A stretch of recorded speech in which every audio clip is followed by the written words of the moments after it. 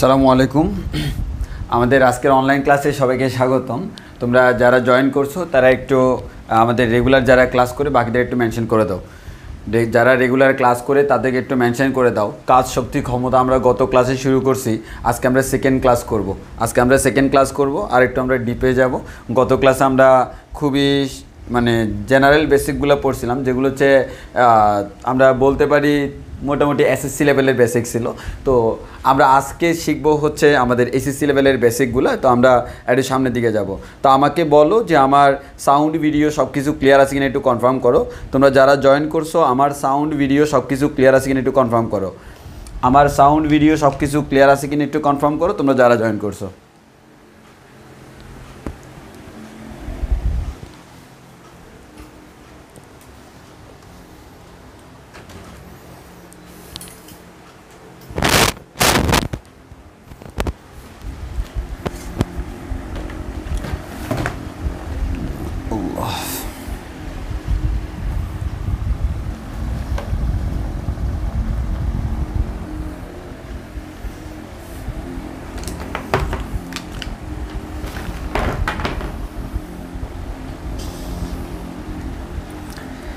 ওকে, যদি সব কিছু ক্লিয়ার হয় তাহলে আমরা শুরু করে দিতে পারি। সব কিছু যদি ক্লিয়ার হয় তাহলে আমরা এখনই শুরু করে দিব।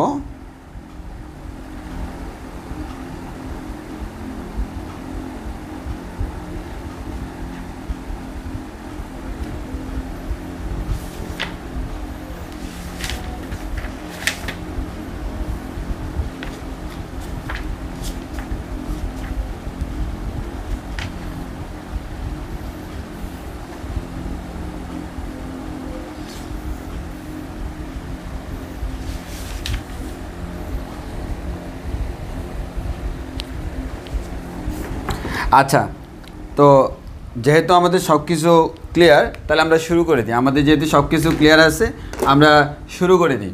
আমাদের গত ক্লাসে কাজ শক্তি ক্ষমতার মধ্যে আমরা প্রথম টপিকস হচ্ছে আমাদের কাজ। এই কাজ নিয়ে আমরা গত ক্লাসে কিছু ডিসকাস করছিলাম। আজকে হচ্ছে আমরা ওই ডিসকাশনটাকে আর একটু দৃঢ় করব, আর একটু গভীরে যাব। এটাই হচ্ছে আমাদের আজকের মেইন ইম্পর্টেন্ট টাস্কটা। তো আমরা একটু খেয়াল করে দেখি। তো আমরা প্রথমত বলি ভাইয়া, যদি আমরা কাজ বের করতে যাই, কাজ মানে হচ্ছে কোনো একটা বস্তুর উপর বল প্রয়োগ করব, বল প্রয়োগের ফলে বস্তুর যদি সরণ হয় তাহলে বল ইনটু বলের দিকে সরণের গুণফলকে আমরা বলি হচ্ছে কাজ। তাহলে আমরা এখান থেকে বলতে পারতেছি আমরা কাজ বের করতে পারবো। এখন যদি আমরা কাজ বের করতে যাই সেই কাজটাকে আমরা দুইটা ভাগে ক্লাসিফাই করতে পারবো। একটা হচ্ছে এমন হইতে পারে যেই বস্তুটার উপর আমি কাজ করব সেই বস্তুটার উপর আমি প্রত্যেকটা মোমেন্টে একটা নির্দিষ্ট পরিমাণ বল প্রয়োগ করতেছি। তাহলে আমি বস্তুটার মধ্যে প্রত্যেকটা মোমেন্টে যদি সেম পরিমাণ বল প্রয়োগ করি তাকে আমরা বলি হচ্ছে ধ্রুব বল।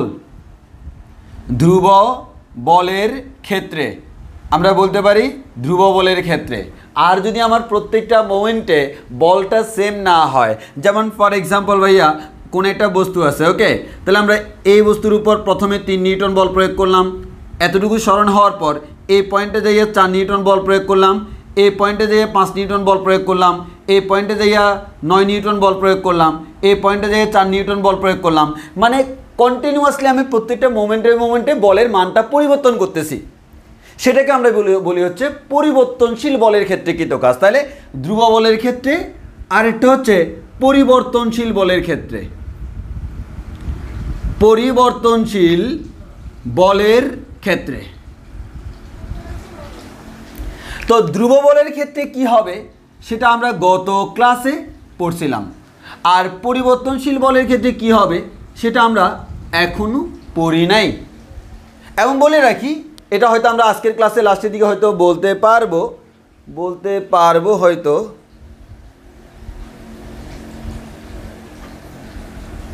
ওকে, সেটা হচ্ছে কি, এটা হচ্ছে আমরা ক্যালকুলাসের মাধ্যমে করি। কিসের মাধ্যমে? ক্যালকুলাস।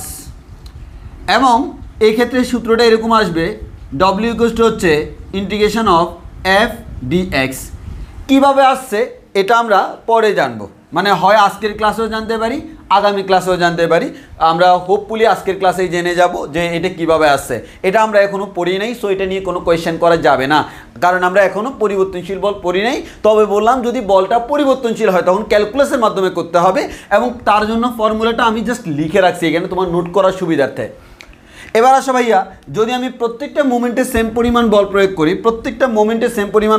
করি, ধ্রুব বলের ক্ষেত্রে একটা নির্দিষ্ট পরিমাণ বল প্রয়োগ করতেছি, সেক্ষেত্রে আমরা বলতে পারি কৃত কাজ ডব্লিউ ইকুয়াল টু হচ্ছে এফ এস কস থিটা। এটা হচ্ছে ভাইয়া ধ্রুব বলের ক্ষেত্রে। দেখো এফ এর মান নির্দিষ্ট, সরণ যা হবে তার জন্য আমি কৃত কাজ পাবো। থিটা মান হচ্ছে বল এবং সরণের মধ্যবর্তী কোণ। তাহলে আমরা ফর্মুলা পেলাম এটা। এখন এটা যখন করতে যাই, এবার দেখি হচ্ছে ভাইয়া বলের এবং সরণের মান আমি নির্দিষ্ট রেখে থিটার ভিন্ন ভিন্ন মানের জন্য ভিন্ন ভিন্ন আমি জিনিস পাই। এখন আমি দেখলাম ভাই এখানে যে থিটার মানটা তার উপর ডিপেন্ড করে আবার এটাকে আমরা 3টা ভাগে ভাগ করে ফেলতে পারি। একটা হচ্ছে ভাইয়া আমাদের ধনাত্মক কাজ, মানে এখান থেকে মানটা ধনাত্মক আসলে সেটাকে আমরা বলি হচ্ছে ধনাত্মক কাজ। এই ধনাত্মক কাজের আরেকটা নাম হচ্ছে বলের দ্বারা কাজ, এটার আরেকটা নাম হচ্ছে বলের দ্বারা কাজ। আরেকটা হচ্ছে ভাইয়া শূন্য কাজ, আরেকটা হচ্ছে কি কাজ ভাইয়া? শূন্য কাজ। আরেকটা হচ্ছে ভাইয়া ঋণাত্মক কাজ, আরেকটা হচ্ছে ঋণাত্মক কাজ, বা এটার আরেকটার নাম হচ্ছে বলের বিপরীতে বা বলের বিরুদ্ধে কাজ, বলের বিরুদ্ধে কাজ। তাহলে আমরা আবার কৃত কাজের জন্য 3টে জিনিস পেলাম। একটা হচ্ছে ভাইয়া ধনাত্মক কাজ বা বলের দ্বারা কাজ, আরেকটা হচ্ছে শূন্য কাজ, আরেকটা হচ্ছে ভাইয়া ঋণাত্মক কাজ বা বলের বিরুদ্ধে কাজ। এবার আসি আমরা যদি বলি ভাইয়া ধনাত্মক কাজ, এক্ষেত্রে আমরা বলবো যে থিটার মান, ওই থিটার মানটা 0 থেকে 90 এর মধ্যে থাকবে। তবে থিটার মান যদি 90 ডিগ্রি হয় সেটাকে আমরা শূন্য কাজ বলি। ওই কারণে এটা আমার 0 হইতে পারবে, 0 থেকে শুরু করে 90 আগ পর্যন্ত, 90 নয়, 90 হলে তো শূন্য হয়ে যাচ্ছে। আর এখানে যখন আমরা বলবো তখন হচ্ছে থিটার মান 90 থেকে শুরু করে 180 পর্যন্ত হইতে পারে। তবে আমাদের এখানে মানটা 90 নয়, কারণ 90 হলে শূন্য, স্পেশাল কেস আমাদের 180 পর্যন্ত হইতে পারে। কেন আমি 0 থেকে 180 নিলাম? কারণ আমরা আগেই বলছিলাম এই যে সূত্রটা আমরা ব্যবহার করতেছি, এই সূত্রের থিটার মান হচ্ছে 0 থেকে 180 ডিগ্রি পর্যন্ত। এই 0 থেকে 180 ডিগ্রি পর্যন্ত যে কোনো মান থিটার হইতে পারে, যেটা আমরা ভেক্টর থেকেই পড়ে আসতেছি বারবার। এখন আমার কথা হচ্ছে এই রেঞ্জটার মধ্যে কৃতকাজের মানটা আবার 3 রকমের আসে, কোনোটা ধনাত্মক, কোনোটা ঋণাত্মক, কোনোটা শূন্য। ওই কারণে এটাকে আমরা 3টা ভাগে ভাগ করছি ভাই। একটা হচ্ছে ধনাত্মক কাজ যদি আমাদের ধনাত্মক আসে, আরেকটা হচ্ছে ভাই শূন্য কাজ যদি মানটা শূন্য আসে, আরেকটা হচ্ছে ঋণাত্মক কাজ যদি মানটা আমাদের ঋণাত্মক আসে, এবং তার জন্য রেঞ্জটা অলরেডি আমার জানা আছে। এবার আমরা সিম্পলি বলতে পারি এক্ষেত্রে কেমন, এক্ষেত্রে থিটার মানটা 0 থেকে 90। তাহলে মনে করো আমি কোনো একটা বস্তুর উপর বল প্রয়োগ করলাম এদিকে, বস্তুর সরণ হলো এদিকে এস। দেখো যে থিটাটা, এই থিটাটা দেখতেছি কেমন, এই থিটাটা দেখতেছি ভাই 90 থেকে ছোট। এক কথায় কোনো চিন্তাই করা লাগবে না, এটা হচ্ছে ধনাত্মক কাজ বা বলের দ্বারা কাজ। এবার আসো ভাইয়া, আমি করলাম কি ভাই, আমি বল প্রয়োগ করলাম এইদিকে, সরণ হলো আমার এইদিকে, মধ্যবর্তী কোণটা থিটা, বুঝাই যাচ্ছে ভাইয়া মধ্যবর্তী কোণ যে থিটাটা সেটা 90 ডিগ্রি। আরেকটা হচ্ছে ভাইয়া, আমরা আরেকটা বলতে পারি ভাইয়া, বল প্রয়োগ করলাম এদিকে, বস্তুর সরণ হলো এইদিকে, মধ্যবর্তী কোণটা হচ্ছে ভাইয়া কত, মধ্যবর্তী কোণটা হচ্ছে ভাইয়া আমাদের 90 থেকে বড়। তাহলে দ্যাট মিনস এটা হচ্ছে আমার ঋণাত্মক কাজ। এবার একটু খেয়াল করে দেখি, ঋণাত্মক কাজের ক্ষেত্রে আমরা বলতে পারি, ঋণাত্মক কাজের ক্ষেত্রে আমরা বলতে পারি বল যেদিকে সরণটা ওই দিকে না, সরণটা তার উল্টো দিকে। মানে যতই আমি বল প্রয়োগ করতেছি বস্তু বলের দিকে যাচ্ছে না, বলের বিপরীত সাইডে যাচ্ছে। এখানে যতই বল প্রয়োগ করতেছি বলের দিকেও যাচ্ছে না, উল্টো দিকেও যাচ্ছে না, লম্বভাবে যাচ্ছে। আর এখানে বল যেদিকে প্রয়োগ করতেছি মোটামুটি বলের দিকে যাচ্ছে, মোটামুটি বলের দিকে যাচ্ছে। তাহলে আমরা অলরেডি জেনে গেলাম ধনাত্মক কাজ, শূন্য কাজ, ঋণাত্মক কাজ, এগুলো সবগুলা ধ্রুব বলের জন্য। কৃত কাজের ক্ষেত্রে থিটার মানটা কেমন হইতে পারে, সেই মানটাকে 3টা ভাগে বিভক্ত করলে কোনটা কেমন হয় সেটা আমরা গত ক্লাসে জানছিলাম। এটা হচ্ছে শর্টকাট রিভিশন অফ গত ক্লাস। বলো আমরা এতটুকু আমাদের বেসিক ক্লিয়ার কিনা, এতটুকু বেসিক আমাদের আলহামদুলিল্লাহ ক্লিয়ার হয়েছে কিনা আমাকে একটু কনফার্ম করো। আমরা এতটুকু ক্লিয়ার কিনা, এতটুকু ক্লিয়ার কিনা আমাকে একটু কনফার্ম করো। ও নিচের দিকে দেখা যায় না, ওকে সমস্যা না, আমি ঠিক করে দিচ্ছি।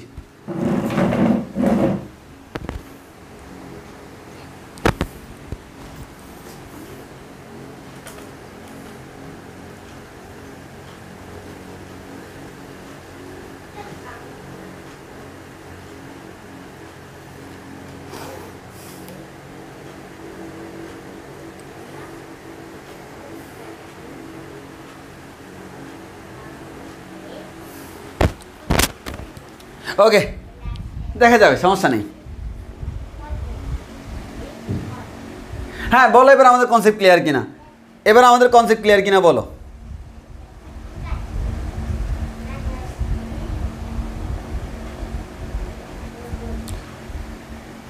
এই পরিবর্তনশীল বল আমরা এখনো পড়াই নাই, বললাম যে ধ্রুব বলও হইতে পারে, পরিবর্তনশীল বলও হইতে পারে।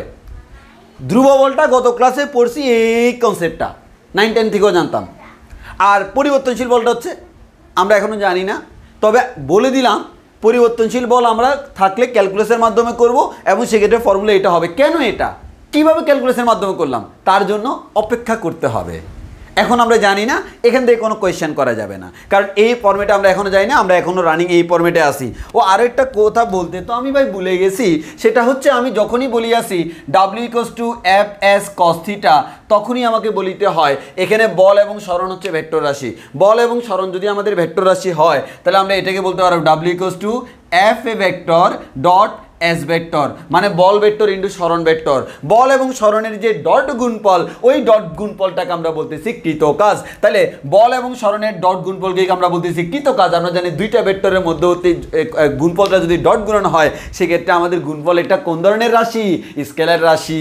এটা বলতে আসলেই আমরা ভালোবাসি। তাহলে আমাদের এখান থেকে আমরা বললাম কৃত কাজও আসলে আমাদের একটা স্কেলার রাশি, যার কোনো দিক নেই, শুধুমাত্র মান আছে। সো এখানে তোমার দিক নিয়ে কোনো টেনশন নেই, অনলি মান নিয়ে তোমার টেনশন। ওই কারণে দিতে হবে তোমাকে এই দিকে অ্যাটেনশন।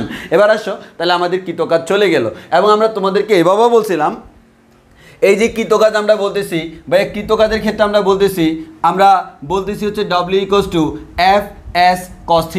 তো আমরা বলছিলাম এটাকে এভাবে বলা যায় F(s cos θ), আবার এটাকে এভাবে বলা যায় আমাদের S(f cos θ)। তখন আমরা এভাবে বলছিলাম ভাইয়া কৃতকাজ মানে আমাদের কি, ভাই কৃতকাজ মানে হচ্ছে বল ইন্টু সরণ ইন্টু তাদের মধ্যবর্তী কোণের কোসাইন। বল সরণ বল এবং সরণের মধ্যবর্তী কোসাইনের গুণফল, অথবা বল ইন্টু এস কস থিটা আমরা গত ক্লাসে দেখাইছিলাম বলের দিকে সরণের উপাংশ, বল ইন্টু বলের দিকে সরণের উপাংশ, অথবা সরণ ইন্টু সরণের দিকে বলের উপাংশ। গত ক্লাসে আমরা এইগুলা আমাদের ব্যাখ্যা করেছিলাম। তাহলে আমাদের এতটুকু হচ্ছে আমার গত ক্লাসের পড়া। বলো আমাদের এখানে কারো কোনো কোয়েশ্চেন আছে কি না, সব কিছু আমাদের ক্লিয়ার কিনা, কোনো কোয়েশ্চেন আছে কিনা, সব কিছু ক্লিয়ার কিনা। ইভেন আমরা গত ক্লাসে ম্যাথও করছিলাম এবং আমি বলছিলাম ভাইয়া বল এবং সরণ অলওয়েজ তোমার ডট গুণন হইলে তখন কৃত কাজ হবে, ডট গুণন হলে কৃত কাজ হবে, কৃত কাজের ক্ষেত্রে শুধুমাত্র ডট গুণন।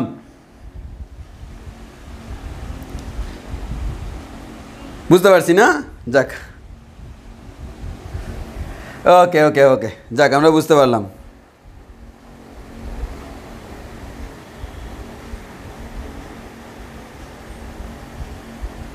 ওকে, তাহলে আমরা সামনের দিকে আগাইতে পারি না?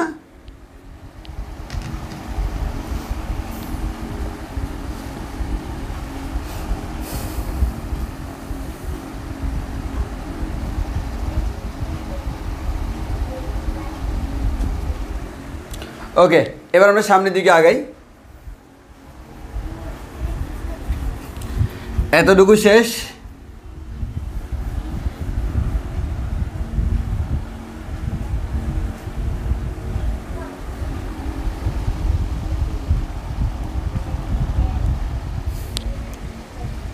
আচ্ছা আচ্ছা, তাহলে আমাকে দেখি এটা বলো তো, কয়জনে পারো দেখি। কোনো একটা বস্তু বৃত্তাকার পথে ঘুরতেছে, তার যে কেন্দ্রমুখী বল, এই কেন্দ্রমুখী বল দ্বারা কৃত কাজ কত দেখি কয়জনে পারো। গত ক্লাসে বলছিলাম কেন্দ্রমুখী বল দ্বারা কৃত কাজ কত, কেন্দ্রমুখী বল দ্বারা কৃত কাজ কত দেখি, আমাকে আনসার দাও। অলরেডি আমি সব কিছু বোর্ডে দিয়ে দিছি। কেন্দ্রমুখী বল দ্বারা কৃত কাজ কত, কেন্দ্রমুখী বল দ্বারা কৃত কাজ কত, কেন্দ্রমুখী বল দ্বারা কৃত কাজ কত, কেন্দ্রমুখী বল দ্বারা কৃত কাজ কত।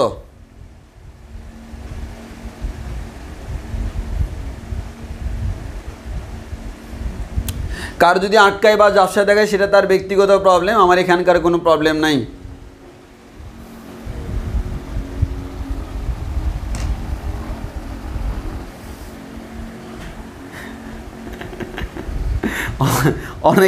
অনেকে সবাই জিরো বলতেছে, ওই কারণে তারাও জিরো বলতেছে। তো আসো, আমাদের কেন্দ্রমুখী বল দ্বারা কৃত কাজের মান হচ্ছে ভাইয়া কত, 0। কেন 0? কারণ ভাইয়া কেন্দ্রমুখী বল হচ্ছে এইদিকে F, কিন্তু তার সরণটা হচ্ছে ভাইয়া লম্ব বরাবর, প্রত্যেকটা মোমেন্টে স্পর্শক বরাবর। বল এবং সরণের মধ্যবর্তী কোণ 90 ডিগ্রি, যেহেতু আমার মধ্যবর্তী কোণ 90 ডিগ্রি, আমরা জানি থিটা ইকুয়ালস টু 90 ডিগ্রি হলে কৃত কাজ W ইকুয়ালস টু 0 হয়, সেই জিনিসটাই আমরা বলছি। এরপর হচ্ছে তোমাদেরকে যখন আমি নিউটনীয় বলবিদ্যা পড়াইছিলাম, নিউটনীয় বলবিদ্যাতে আমি বিভিন্ন পদ্ধতিতে বলের বিভিন্ন একক পড়াইছিলাম। সেই বলের বিভিন্ন একক আমি খুব সুন্দর করে ডিসকাস করছিলাম তোমাদের জন্য। তোমাদের হোমওয়ার্ক হচ্ছে আগামী ক্লাসে তোমরা কাজের ওই ধরনের ওই টাইপের কাজের বিভিন্ন এককগুলো তোমরা দেখে আসবা। ওইখানে যদি তোমাদের কোনো কোয়েশ্চেন থাকে, খুব একটা থাকার কথা না, আমাকে করবা, আমি আগামী ক্লাসে বলে দিব। আমি কাজের যে বিভিন্ন ধরনের একক, সে এককগুলা আমরা আগামী ক্লাসে বলবো, মানে আগামী ক্লাসে বলবো না, তোমাদেরকেই শিখে আসতে হবে। জাস্ট আমরা আগামী ক্লাসে জিজ্ঞেস করবো কোনো কোয়েশ্চেন আছে কি না, থাকলে বলবো, না হয় বলার প্রয়োজন নেই। কারণ যেহেতু বলের একক আমরা জানি, বলের বিভিন্ন ধরনের একক জানি, এই বলের একককে সরণের একক দ্বারা গুণ করলেই কাজ শেষ। কারণ আমরা জানি কৃত কাজ সমান বল ইন্টু সরণ, শেষ। এর তোমাদের হোমওয়ার্ক রইল। তাও যদি কোনো কোয়েশ্চেন থাকে আমি নিশ্চয়ই অবশ্যই তোমাদেরকে সলভ দিব, কোনো সমস্যা নেই। তো আসো আমরা সামনের দিকে আগাই। এবার আসো আমরা কিছু এক্সাম্পল দিই। সাম এক্সাম্পল অফ ওয়ার্ক ডান, মানে কৃত কাজ। তো কৃত কাজের কিছু আমরা এক্সাম্পল দিই, আমাদের কৃত কাজের কিছু এক্সাম্পল দিয়ে আসো। কৃত কাজের আমরা কয়েকটা এক্সাম্পল দিব, দেখি তোমাদেরকে আমার কোয়েশ্চেনের আনসার দিতে হবে। তোমাদেরকে আমার কোয়েশ্চেনের আনসার দিতে হবে কৃত কাজের ক্ষেত্রে। কোনো একটা বস্তুকে ভালো করে খেয়াল করো, কোন একটা বস্তুকে আমি এভাবে ধরে রাখছি, কোন একটা বস্তুকে আমি এভাবে ধরে রাখছি, এই বস্তুর যে ভর, এই বস্তুর ভর হচ্ছে m, এবং বস্তুটাকে মনে করো আমি জাস্ট এখানে রেখে দিছি, মনে করো আমাদের কোন একটা জায়গায় কোন একটা পৃষ্ঠে সে এখানে আছে, সে উপরে উঠতেছে না, নিচেও নামতেছে না, আমি ধরে নিলাম বস্তু স্থির। বস্তু আমাকে বলতে হবে কৃত কাজ কত। এটা হচ্ছে কেস নাম্বার 1। আমরা অনেকগুলো কেস সলভ করব। কেস নাম্বার 1, কেস নাম্বার 1 না এ, কেস ভি, কোন একটা বস্তু সেটা আমার এখানে আছে, তার ভর কিন্তু m। আমরা প্রত্যেকটা ক্ষেত্রে আমরা মাসটাকে, বস্তুর যে মাস, সেই মাসটাকে আমরা m দ্বারা প্রকাশ করব। এখান থেকে আমি আস্তে আস্তে উপর দিকে তুলে এখানে নিয়ে আসলাম।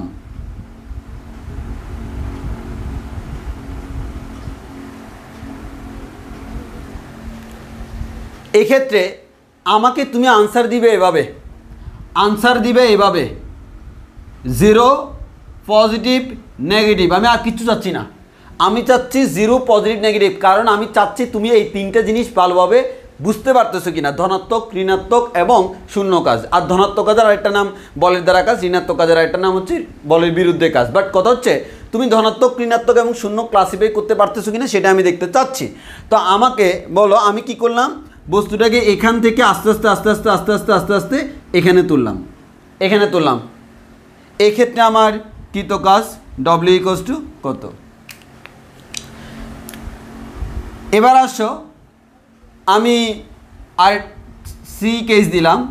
এক্ষেত্রে আমার কোনো একটা বস্তু এখানে ছিল, তাকে আমি আস্তে আস্তে নামাইতে নামাইতে নামাইতে নামাইতে হাতে ধরে এখানে নামাইলাম, মুক্তভাবে না, কিন্তু মনে করে এরকম যে আমি প্রথম কেসটা হচ্ছে এরকম, বস্তুটাকে ধরে রাখলাম, কৃত কাজ কত। সেকেন্ড কেস হচ্ছে বস্তুটাকে ধরে ধরে উপর দিকে তুলতেছি।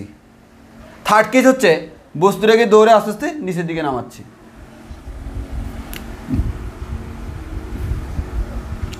And 4 number case, 4 number case হচ্ছে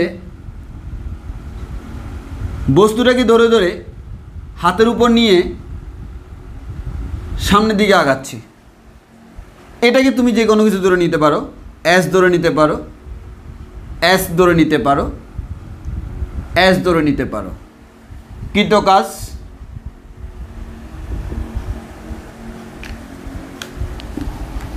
এই তিনটা কেস। তাহলে প্রথম কেসটা কি, একটা বস্তুকে হাতের উপর নিলাম, হাতের উপর নিয়ে দাঁড়ায় আসি, হাতের উপর নিলাম, উপর দিকে তুলতেছি, হাতের উপর নিলাম, হাতে নিয়ে নিচের দিকে নামাচ্ছি, হাতের উপর নিয়ে আনুভূমিক বরাবর এই যে সামনের দিকে চলতেছি। আমাকে প্রত্যেকটা কেসে কৃত কাজ বের করতে হবে।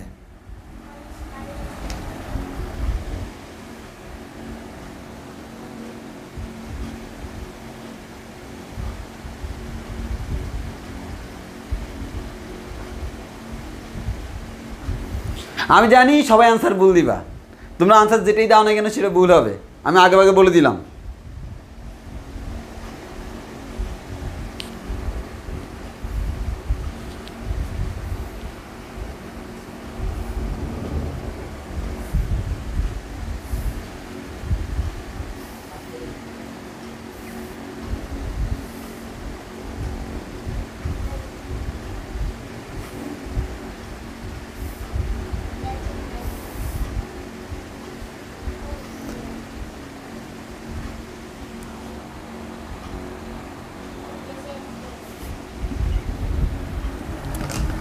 দেখো মেইন কাহিনীটা কোন জায়গায়, দেখো তোমাকে যখন আমি জিজ্ঞেস করব কৃত কাজ কত, তখন তুমি আমাকে জিজ্ঞেস করতে হবে কোন বলের জন্য, কারণ বল ছাড়া কৃত কাজ নাই।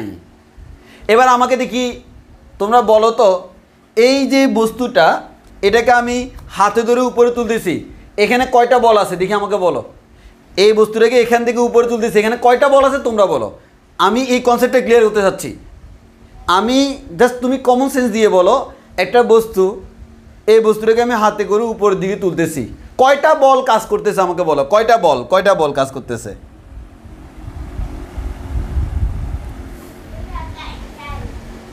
হ্যাঁ, সবাই এখন বলতেছে ভাই 2টা বল কাজ করতেছে। তাহলে এখন তোমার জিজ্ঞেস করা উচিত না ভাই, আপনি যখন জিজ্ঞেস করছেন কৃত কাজ, কোন বলের জন্য কৃত কাজ জিজ্ঞেস করতে হবে না? আন্দাজে কি বলতে পারবা? না, এটাই হচ্ছে মেইন ট্রিক্স। ওই কারণে কখনো কৃত কাজ বের করতে বললে তুমি মাথায় আমাদের মাথায় এই জিনিসটা নিবা, এখানে কয়টা বল সম্ভব। যদি একটা বলই সম্ভব হয় সেক্ষেত্রে ওই বলের জন্য কৃত কাজ। যদি 2টা বল সম্ভব হয় তখন তোমাকে জিজ্ঞেস করতে হবে কোন বলের জন্য কৃত কাজ। কথা ক্লিয়ার? তাহলে প্রত্যেকটা বল ইউনিকলি করতে হবে। আসো আমি করে দেখাই। সিম্পল কথা ভাইয়া, একটা বস্তুকে আমি হাতে নিয়ে এভাবে দাঁড়ায় আছি, এই জিনিসটার মিনিং কি? এই জিনিসটার মিনিং হলো আমার এই বস্তুটার যে ওজন, এই বস্তুটার যে ওজন, এই ওজন mg নিচের দিকে কাজ করতেছে, ওজন mg w, আমাদের ওজন mg নিচের দিকে কাজ করতেছে। যেহেতু এখানে কৃত কাজ w বলতেছি, ওজনটাকে আমরা w না বলি, এটাকে আমরা f প্রাইম বলি, বা আমরা fw বলি, মানে ওয়েট, ওজন। এখন যখন তুমি বস্তুটাকে দেখো এভাবে ধরে ছেড়ে দিলে সে নিচে পড়ে যাবে। কেন? ওজনের কারণে। সে এখানে আসে কেন? একটাই কারণে আসে, কারণ তুমি এটাকে ধরে রাখছো। এই যে তুমি কি এমনি এমনি ধরে রাখছো? না, তুমি কিন্তু এই বস্তুটাকে ধরে রাখার জন্য নিচের দিকে সে যে পরিমাণ বল প্রয়োগ করতেছে ঠিক সেম পরিমাণ বল তুমি উপরের দিকে প্রয়োগ করছো। তাহলে তুমি যে পরিমাণ বল প্রয়োগ করছো এফ, আর নিচের দিকে হচ্ছে mg। এবার বলো বস্তুটার কি যেই দিকে বল প্রয়োগ করছো সেই দিকে কোনো সরণ হয়েছে? এক কথায় বস্তুর কি কোনো সরণ হয়েছে? না, বস্তুর কোনো সরণই হয় নাই। বস্তুটার উপর 2টা বল আছে। আমি যদি উপরের দিকের বলের জন্য কৃত কাজ বের করি f × 0 মানে 0, আমি যদি নিচের দিকের বলের জন্য কৃত কাজ বের করি তাহলে আমাদের এই বলের জন্য, এটার জন্য কৃত কাজ w = 0। নিচের দিকের বলের জন্য যদি বের করি তাও কৃত কাজ w = 0। কেন? কারণ ভাইয়া, কারণটা আমি নিচে দেখাচ্ছি, কারণ সরণ 0। তাহলে যেখানে সরণ 0 সেখানে কোনো কাজ হবে না, স্বাভাবিক হিসাব নিকাশ। তাহলে যেহেতু ভাইয়া আমাদের সরণের মান 0, তাহলে আমি বল প্রয়োগ করেও কোনো লাভ হচ্ছে না, এই বল কোনো আমাদের কাজে আসতেছে না। সো এখানে আমার বল কিন্তু 2টা, এই বলের জন্য সরণ নাই, এই বলের জন্য সরণ নাই। তাহলে কৃত কাজ কি পাই? 0 পাই। ওকে, এবার আসো আমাদের এখানে, এবার আসো এখানে ভাইয়া দেখেন। এবার এই বস্তুটা এখান থেকে যাত্রা আরম্ভ করছে, আস্তে আস্তে উপর দিকে তুললাম। তাহলে তুমি বলো এই যে সরণ এস ভেক্টর, তার দিক কোন দিকে? ভাইয়া সরণের দিক হচ্ছে উপরের দিকে, কারণ বস্তুটা উপরের দিকে যাচ্ছে, আদি অবস্থান থেকে শেষ অবস্থানের দিকে। এই বস্তুটার উপর কি কি বল আছে? ভাইয়া নিচের দিকে কাজ করতেছে ওজন, এটাকে আমরা, ওজনটাকে আমরা fw বলি, আমাদের এখানে সুবিধার্থে আমরা fw বলি।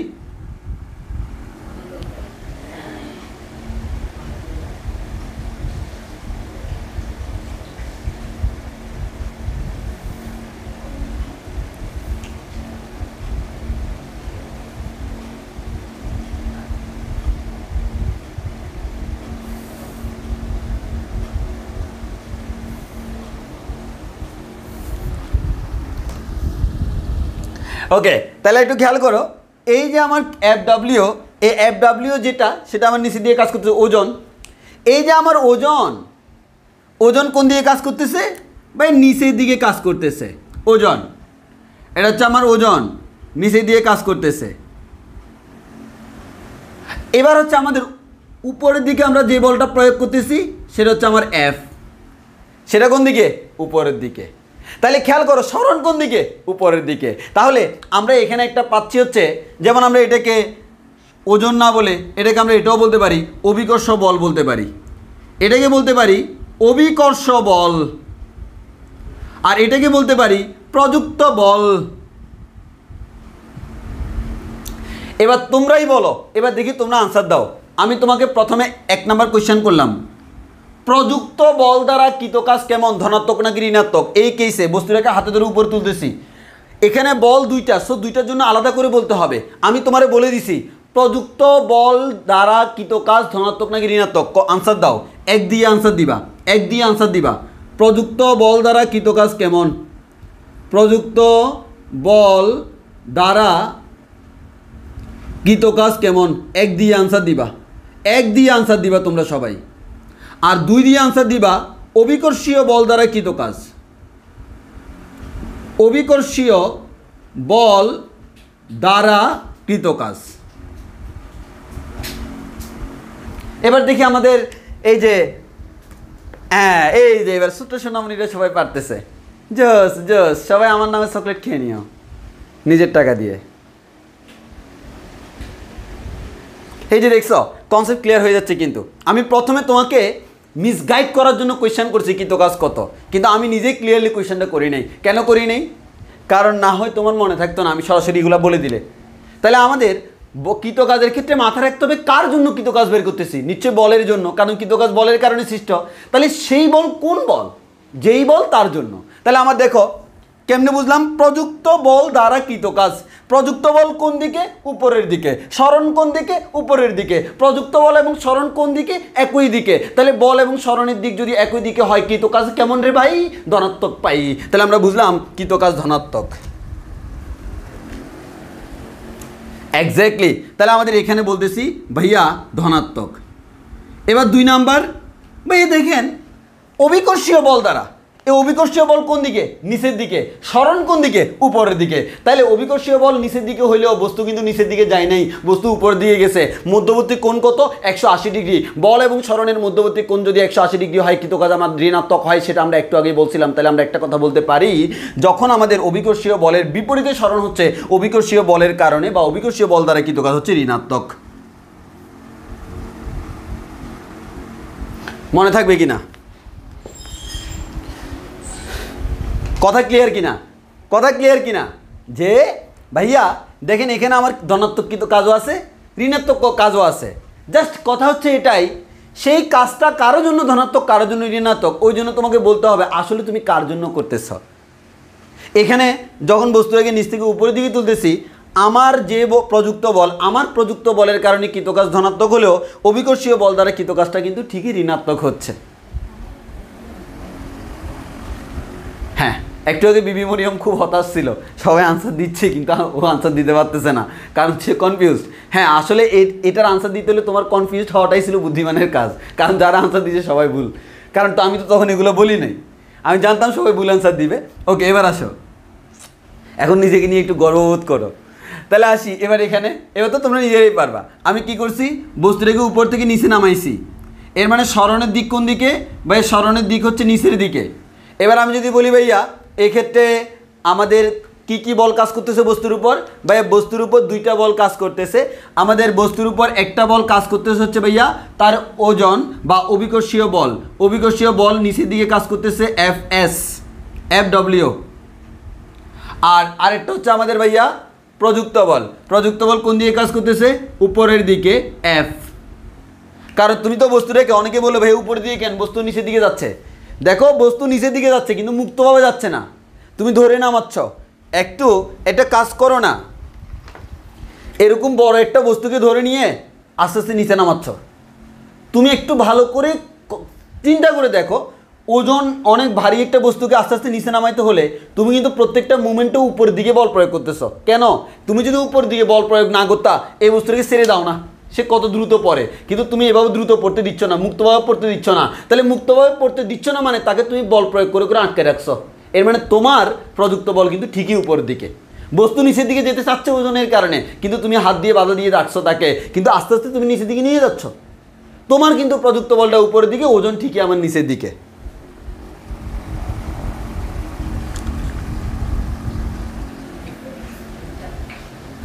তাহলে বুঝতেই পারতেছো? তাহলে বুঝতেই পারতেছো ভাই, আমাদের এখানে প্রযুক্ত বল আমাদের F উপরের দিকে আর আমাদের ওজনটা অভিকর্ষীয় বলটা নিচের দিকে। তাহলে আমরা বলতে পারি এই প্রযুক্ত বলের জন্য কৃত কাজটা হচ্ছে এবার ঋণাত্মক, এবার হচ্ছে অভিকর্ষীয় বলের জন্য কৃত কাজটা হচ্ছে ধনাত্মক। কেন? অভিকর্ষীয় বল যেদিকে বস্তুটা আমার সেদিকে চলে যাচ্ছে, অভিকর্ষীয় বল যেদিকে বস্তুটা সেদিকে চলে যাচ্ছে, আর আমাদের প্রযুক্ত বল যেদিকে বস্তুটা সেদিকে যাচ্ছে না। তাহলে এই ক্ষেত্রে প্রযুক্ত বলের জন্য কৃত কাজ ঋণাত্মক, কিন্তু অভিকর্ষীয় বলের জন্য কৃত কাজটা ধনাত্মক। কথা ক্লিয়ার?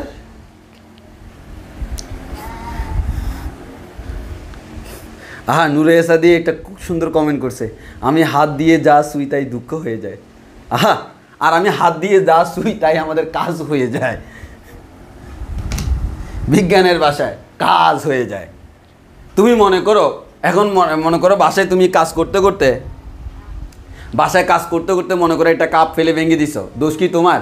না রে বাপ, দোষ কেন তোমার হবে? এই যে মনে করো টেবিল, এই টেবিলের উপর একটা সুন্দর কাপ ছিল,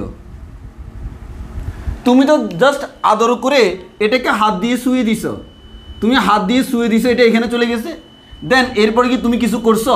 না, তার পাখনা গজাইছে, সে আমাদের নিচের দিকে চলে গেছে। এখন তুমিই বলো, সে নিচের দিকে যাওয়ার জন্য তাকে কে হেল্প করছে? তার ওজনটা, মানে অভিকর্ষীয় বল mg তাকে নিচের দিকে যাওয়ার জন্য কাজ করছে।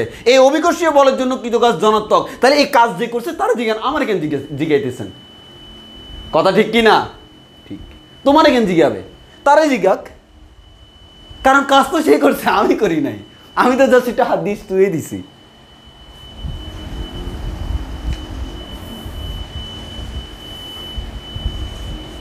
মিম, দোষ হাতেরও না, হাতটা তো তোমার, তাহলে হাতের কথা বললে আর তোমার উপর বর্তাবে, কোনো দরকার নেই। দোষ তো আমার নামে জাস্ট শুয়ে দেখছিলাম। কার দোষ? অভিকর্ষীয় ত্বরণের দোষ, অভিকর্ষীয় বলের দোষ। যদি নিউটন অভিকর্ষীয় ত্বরণ আবিষ্কার না করতো তাহলে এটা হইতো না। মনে হয় নিউটন অভিকর্ষীয় ত্বরণ আবিষ্কার করার আগে বস্তু মনে হয় উপর দিকে উঠতো, নিচের দিকে নামতো না, সে আবিষ্কার করার পরেই নামছে।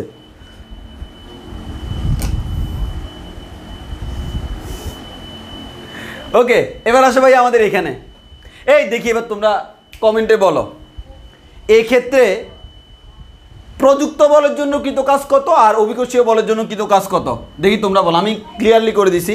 প্রযুক্ত বলের জন্য কৃত কাজ কত, অভিকর্ষীয় বলের জন্য কৃত কাজ কত? প্রযুক্ত বলের জন্য, অভিকর্ষীয় বলের জন্য।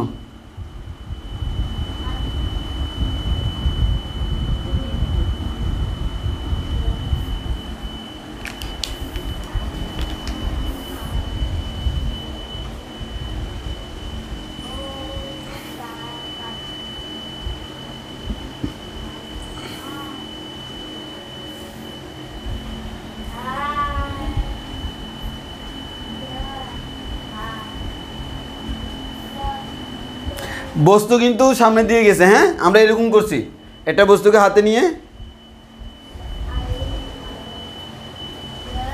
এরকম করতেছি।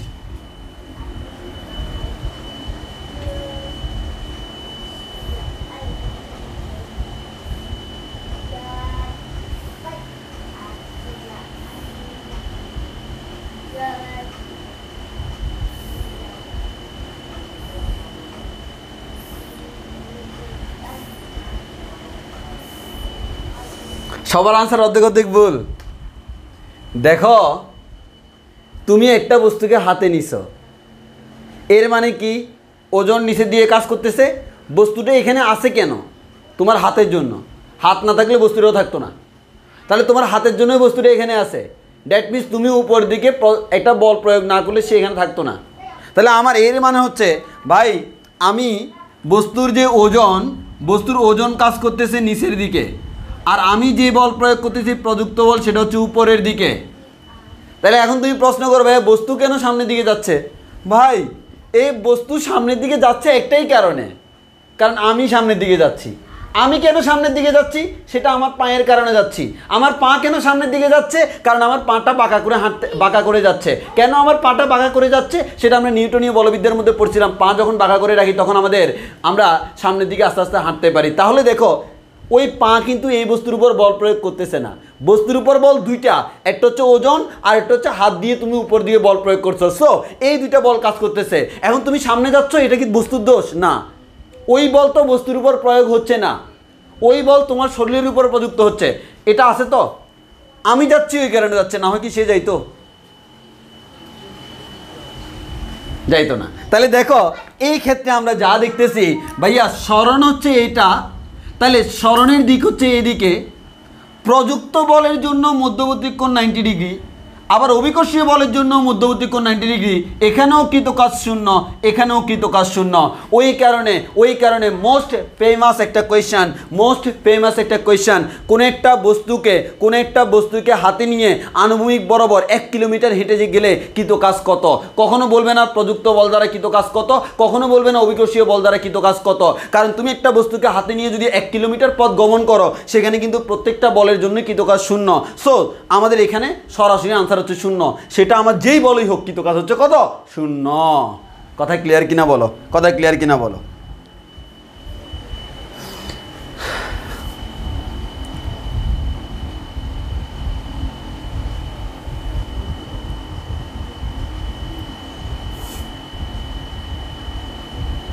এবার কনসেপ্ট ক্লিয়ার কিনা বলো, এই ধরনের প্রশ্ন কিন্তু এক্সামে আসে।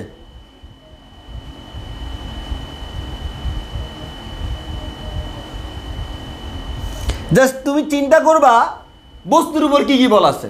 প্রত্যেকটা কেসে বস্তুর উপর 2টা বল আছে, প্রযুক্ত বল আর ওজন। এখন তুমি দেখবা স্মরণটা কি প্রযুক্ত বলের, প্রথমে দেখবা স্মরণ হচ্ছে কি হচ্ছে না। যদি স্মরণ না হয় তাহলে তো কাজ শূন্য। যদি স্মরণ হয়, এবার তুমি চিন্তা করো স্মরণটা কি বলের দিক, আমাদের কোন বলের দিকে? যদি প্রযুক্ত বলের দিকে করে হয়, প্রযুক্ত বলের জন্য ধনাত্মক। প্রযুক্ত বলের বিপরীত দিকে করে হলে তার জন্য কৃতকাজ ঋণাত্মক। অভিকর্ষীয় বলের দিকে করে হলে অভিকর্ষীয় বলের জন্য ধনাত্মক। অভিকর্ষীয় বলের বিপরীত দিকে করে হলে তার জন্য কৃতকাজ ঋণাত্মক। যদি 90 ডিগ্রি কোণে হয়, কৃতকাজই শূন্য। বুঝছো কিনা?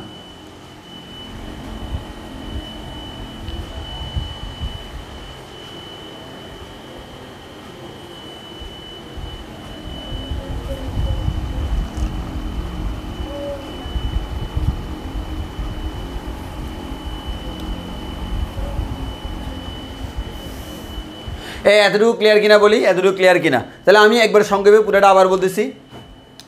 কোন একটা বস্তু, আমি স্কোপগুলো দেখাই। মনে করো এটা একটা বস্তু, এই বস্তুর ওজনটা মনে করো যতটুকু, ভিতরের ওজনটা আরও বেশি। তো আসি, আমাদের এটা বস্তু, খুবই দরকারি একটা বস্তু। তো এই বস্তুটা আমাদের এখানে আছে, আমি এবার জাস্ট ধরে রাখছি। তাহলে সিম্পল কথা খেয়াল করো, তার ওজন নিচের দিকে কাজ করতেছে, বস্তুটাকে এখানে থামাই রাখতেছি আমি হাত দ্বারা উপরের দিকে বল প্রয়োগ করার কারণে। তাহলে আমি হাত দ্বারা উপরের দিকে বল প্রয়োগ করলাম F, বস্তুর ওজন হচ্ছে mg। বস্তুটাকে আমি এবার এই কেস দেখো, নিচ থেকে উপরের দিকে তুলতেছি, তাও কিন্তু ওজন অলওয়েজ নিচের দিকে কাজ করতেছে, আর আমি উপরের দিকে এক পরিমাণ বল প্রয়োগ করতেছি। এবার এখানে দেখো, বস্তুটা এভাবে ধরে রাখছি, আস্তে আস্তে নিচে নামাচ্ছি। নিচে নামাইলেও আমি কিন্তু বস্তুটাকে ধরে রাখার জন্য উপরের দিকে বল প্রয়োগ করতেছি, ওজন নিচের দিকে কাজ করতেছে। এবার বস্তুটাকে এভাবে ধরলাম, ধরে সামনের দিকে আগাচ্ছি। তাহলে আমার এক্ষেত্রে দেখা যাচ্ছে ওজন নিচের দিকে কাজ করে, প্রযুক্ত বল উপরের দিকে কাজ করে। এবার আসো, বস্তুটাকে ধরে এভাবে খাড়ায় আসি।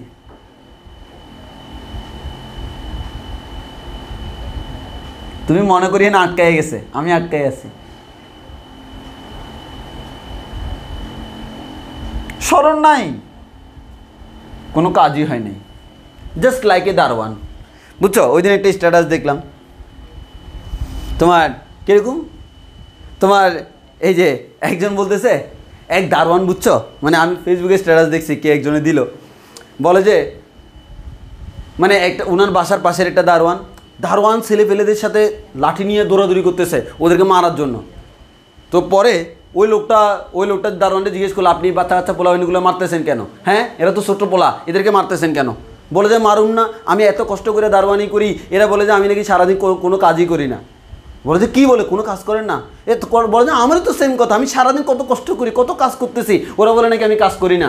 পরে এবার চিন্তা করলো, কিরে কাহিনী কি, এই পোলাগুলো তো বেয়াদব পোলা। পরে পোলাগুলোর জিজ্ঞেস করলো, এই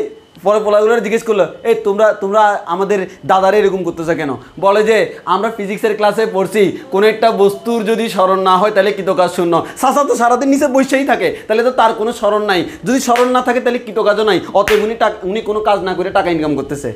পরে উনি চিন্তা করলো, আসলেই তো। এবার চাচারে বলতে, চাচা আসলেই তোরা ঠিক বলছে, আপনি তো কোনো কাজ করেন না। এরপর চাচা তো দৌড়ানি শুরু করছে। এরপর কী হয়েছে আমরা আর কিছু জানি না। বুঝছো তো কাহিনিটা? সো মারাত্মক লেভেলের কাহিনী হয়ে যেতে পারে। এক্ষেত্রেও সেম, দাঁড়াই আছে, কৃতকাজ শূন্য। ও এটা দি কিন্তু কাজ শূন্য। এবার আস্তে আস্তে উপর দিকে তুলতেছি, স্মরণ হচ্ছে, স্মরণ যেহেতু হচ্ছে, এবার বলো স্মরণটা কার দিকে? প্রযুক্ত বলের দিকে। তাহলে স্মরণ উপরের দিকে, প্রযুক্ত বল উপরের দিকে, তাহলে প্রযুক্ত বলের জন্য কৃতকাজ ধনাত্মক। স্মরণ উপরের দিকে কিন্তু অভিকর্ষ বল নিচের দিকে, তাহলে অভিকর্ষ বল কিন্তু স্মরণের উল্টা দিকে, যেহেতু উল্টা দিকে কৃতকাজ ঋণাত্মক। এখানে আসো, বস্তুটাকে ধরে আস্তে আস্তে নিচে নামাচ্ছি, তাহলে আমার স্মরণটা কোন দিকে? নিচের দিকে। আমার প্রযুক্ত বল যেহেতু উপর দিকে কাজ করতেছে, তাহলে আমার স্মরণের জন্য স্মরণ নিচের দিকে কাজ করতেছে, কৃতকাজ ঋণাত্মক, যেহেতু বল এবং স্মরণ উল্টা দিকে। আর অভিকর্ষীয় বল কোন দিকে? নিচের দিকে। বল যেদিকে, স্মরণও সেদিকে, ধনাত্মক। এবার আসো এখানে, ভাই আমাদের এটাকে ধরে আমরা সামনে আগাচ্ছি পিছাচ্ছি, আগাচ্ছি পিছাচ্ছি, লিটারালি আমি উপরে উঠতেছি না, নিচে নামতেছি না। তাহলে একটা খেয়াল করে দেখো, তার স্মরণটা সামনের দিকে, প্রযুক্ত বল উপরের দিকে, আর আমাদের ওজন নিচের দিকে। বল এবং স্মরণের মধ্যবর্তী কোণ অলওয়েজ কত? 90। দ্যাট মিনস 90 ডিগ্রি হলে কোনো কাজ করা হয় না। বলো বুঝছি কিনা?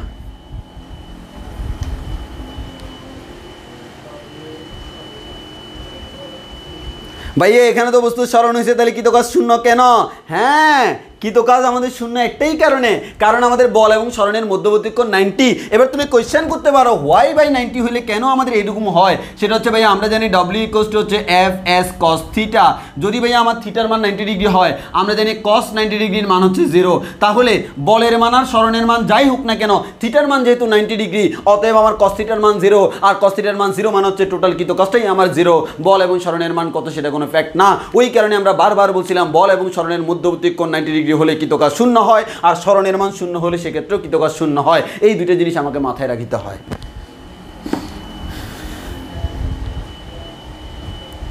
বুঝছো কিনা? বলো বুঝছো কিনা? সবাই এগুলো পড়েও না, পড়ে না একটা কারণে, বলে কিন্তু পারবে। আমি বলছি না, আমার কাছে যারা পড়ে তারা তো সবাই আমার মতো একবারে ইনোসেন্ট, এর কিচ্ছু পারে না, আসলে পারে না।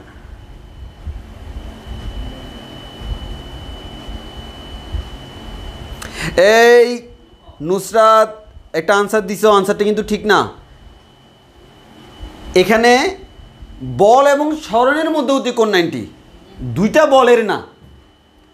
কৃতকাজ হচ্ছে বল এবং স্মরণের জন্য। তুমি যখন বল এটা কাউন্ট করতেছ, এই বল, স্মরণ কোন দিকে? এই স্মরণ, এই বল, এই স্মরণ, বল এবং স্মরণের মধ্যবর্তী কোণ 90। এই বল, এই স্মরণ, মধ্যবর্তী কোণ 90। দুইটা বলের মধ্যে কম্পেয়ার করতে পারবা না। বলে বলে কাজ হয় না, বলে বলে কাজ হয় না, বলে স্মরণে কাজ হয়। সো থিটার হচ্ছে বল এবং স্মরণের মধ্যবর্তী কোণ। হ্যাঁ, হয়তো তোমার লিখে একটু মিস্টেক হয়েছে, জিনিসটা একটু মাথায় রাখবা।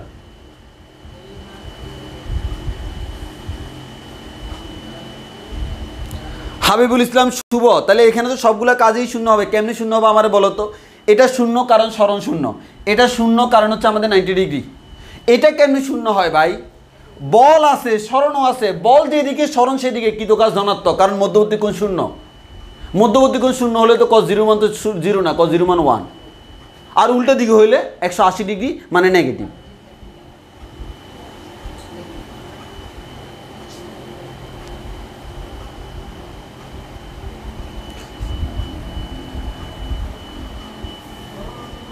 ওকে, এবার ক্লিয়ার কিনা বলি, এবার ক্লিয়ার কিনা বলি।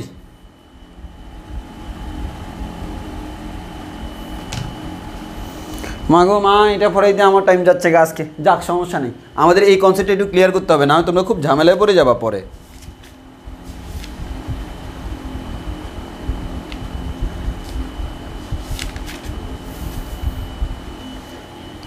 এই অধ্যায়ে সবারই একটাই সমস্যা, কাজটা ধনাত্মক নাকি ঋণাত্মক এটা বের করতে পারে না। ওই জন্য এক্সাম্পলগুলো দেওয়া। আর একটা মোস্ট এক্সাম্পল হচ্ছে স্প্রিং। স্প্রিং দেখলেই পোলা মানে মাথা কেন জানি কন করে, মানে স্প্রিংয়ের মতো আমাদের এই যে টুইস্টেড হয়ে যায়। না, কোনো প্রয়োজন নেই। আমরা আসো এখন স্প্রিংয়ের জন্য তোমাকে দেখাবো, আসো দেখাই। আসো স্প্রিংয়ের মানে আমি একসাথে দেখাচ্ছি, যদিও স্প্রিংয়ের কনসেপ্টটা আরও পরে, বাট একসাথে দেখাচ্ছি একটাই কারণে, এই কনসেপ্টটা মাথায় থাকতে থাকতে স্প্রিংয়ের কনসেপ্টটা ডেভেলপ করলে তুমি দেখবা এখন তুমি নিজে নিজে বলতে পারবা কৃতকাজ কেমন। আসো তোমাকে আমি দেখাই। আনসার 3টা দিবা, শূন্য, ধনাত্মক, ঋণাত্মক। আমি আর কোনো আনসার চাই না, শূন্য, ধনাত্মক, ঋণাত্মক এরকম আনসার দিবা।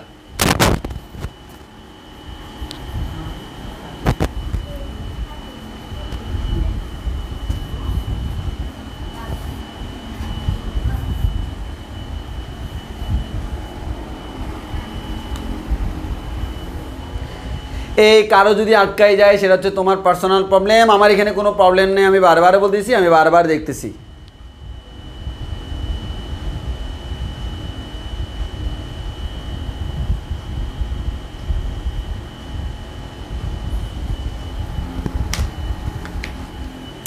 এবার আসলে তোমাকে স্প্রিংয়ের একটা প্রবলেম দেখাই।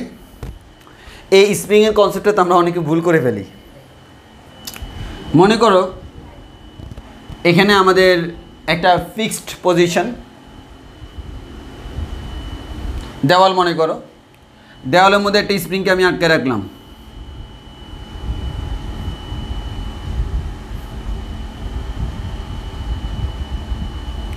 এখানে একটা বস্তু রাখলাম। নর্মালি স্প্রিংটা এই অবস্থায় আছে, আমি তাকে বলতেছি স্প্রিংয়ের সাম্যাবস্থা।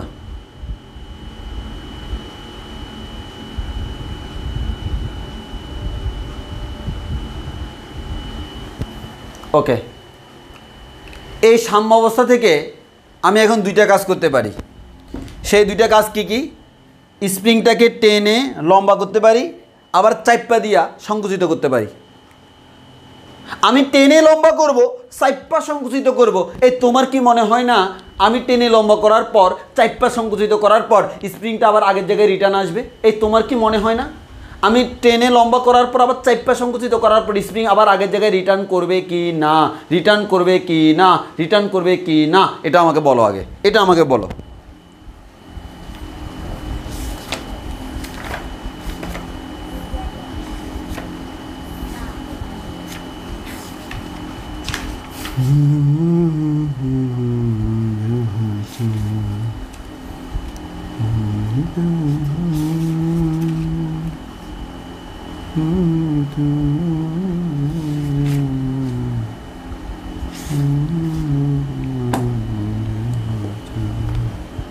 হ্যাঁ, এই যে অবশ্যই করবে। আসলে এবার কেন করে দেখো, আমি প্রথমে একটা কাজ করি। সেই কাজটা কি? আমি স্প্রিংটাকে টেনে লম্বা করব। তাহলে আমি স্প্রিংটাকে টেনে লম্বা করতেছি। দেখো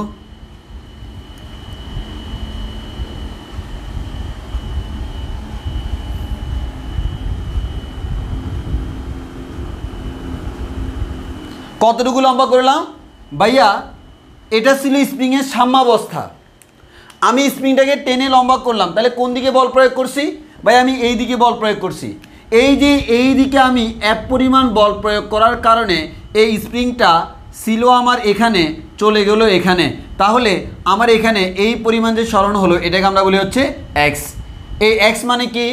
এক্স মানে হচ্ছে প্রযুক্ত বলের কারণে স্প্রিংয়ের সরণ। এক্স মানে কি? প্রযুক্ত বলের কারণে স্প্রিংয়ের সরণ। এখন একটু খেয়াল করি, তোমার কি মনে হয় স্প্রিংটাকে যখন আমি টেনে এভাবে টানবো, তোমার কাছে মনে হবে না ভাই যখন স্প্রিংটাকে আমরা টেনে ধরে রাখছি ওই মুহূর্তে আমার কাছে মনে হচ্ছে স্প্রিং আমাকে ওইদিকে টানতেছে? হ্যাঁ, মনে হচ্ছে।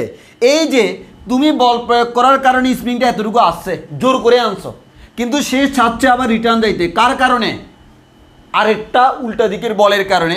এটাকে আমরা বলি হচ্ছে এফ এস, এটাকে আমরা বলি হচ্ছে প্রত্যয়নী বল। প্রত্যয়নী বল। আর এটা হচ্ছে আমাদের প্রযুক্ত বল। প্রযুক্ত বল। তাহলে আমাদের প্রযুক্ত বলের কারণে স্প্রিংটা এতটুকু সরণ হয়েছে, কিন্তু সে চাচ্ছে এদিকে চলে যেতে। কার কারণে? প্রত্যয়নী বলের কারণে। এখন যদি তুমি এই স্প্রিংটার এই বলটা ছেড়ে দাও, তাহলে তোমার কি মনে হবে না সে অটোমেটিক এখানে ব্যাক করবে? অবশ্যই ব্যাক করবে, অবশ্যই ব্যাক করবে। তাহলে আমাকে বলো তো, তাহলে আমি এখানে কেস দেখাই। কেস 1 এখানে আমি লিখে দিই। কেস 1, স্প্রিংকে এক্স একক প্রসারণে, এক্স একক প্রসারণে প্রযুক্ত বলের জন্য কৃত কাজ কেমন? এক্স পরিমাণ প্রসারণে প্রত্যয়নী বলের জন্য, দেখি তোমরা কমেন্ট করো তো, ধনাত্মক আর ঋণাত্মক বলবা। আমি বললাম আমি স্প্রিংটাকে প্রসারিত করতেছি, এই যে স্প্রিংটাকে এক্স পরিমাণ প্রসারিত করলাম, এক্স পরিমাণ প্রসারিত করার কারণে প্রযুক্ত বলের জন্য আমাদের প্রযুক্ত বলের জন্য কৃতকাজ কেমন, প্রত্যয়নী বলের জন্য কৃতকাজ কেমন, দেখি তোমরা বলো। প্রযুক্ত বলের জন্য কেমন, প্রত্যয়নী বলের জন্য কেমন, প্রযুক্ত বলের জন্য, প্রত্যয়নী বলের জন্য।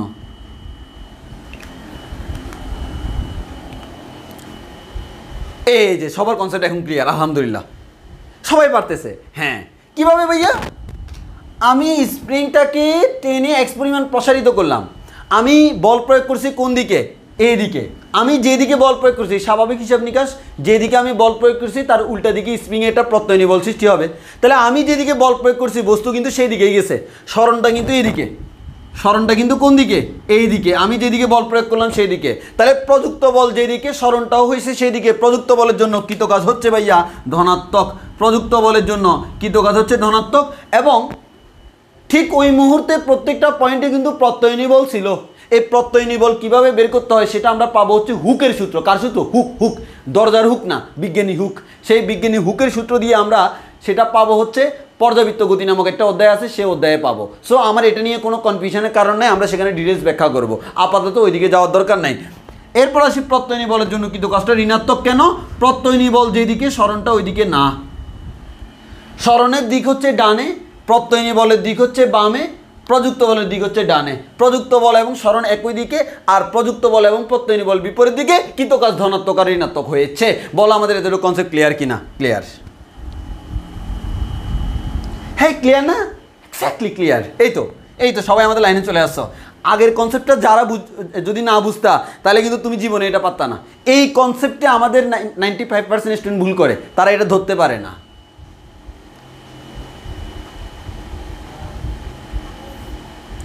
বিবি মরিয়ম ভাইয়া, অভিকর্ষ বলের জন্য কৃতকাজ শূন্য হবে না?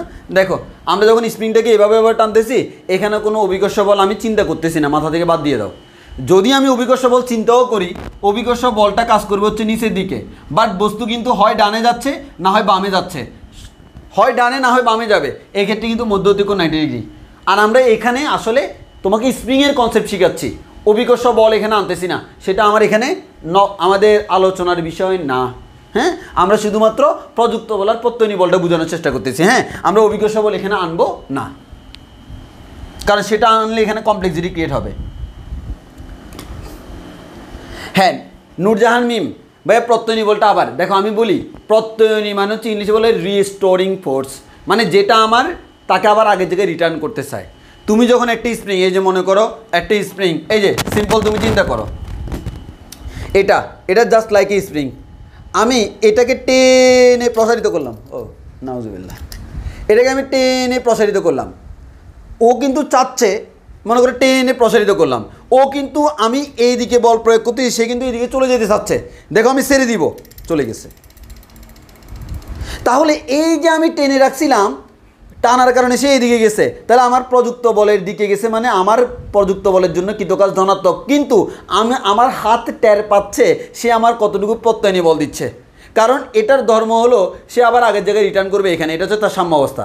সাম্য অবস্থা থেকে আমি এরকম করলাম, সে আবার আগের জায়গায় ছেড়ে দিলে রিটার্ন করলো, আমি চাইপা দিলাম, ছেড়ে দিলে আবার আগের জায়গায় রিটার্ন করলো। এই যে আমার আগের জায়গায় রিটার্ন করার জন্য যে বলটা, দেখো তুমি এবার টেনে ধরে রাখলা, ছেড়ে দেওয়ার সময় কি কেউ এটাকে ধাক্কা দিছে? না, সার্সি চলে গেছে, কেউ ধাক্কা দেয় নাই। এই ধাক্কাটা কোত্থেকে পাইছে?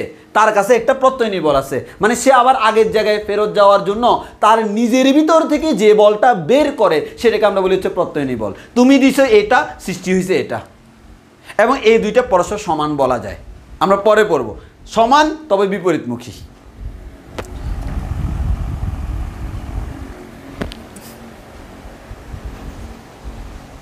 এই নূরজাহান মিম আনসার পাইছো কিনা বলো?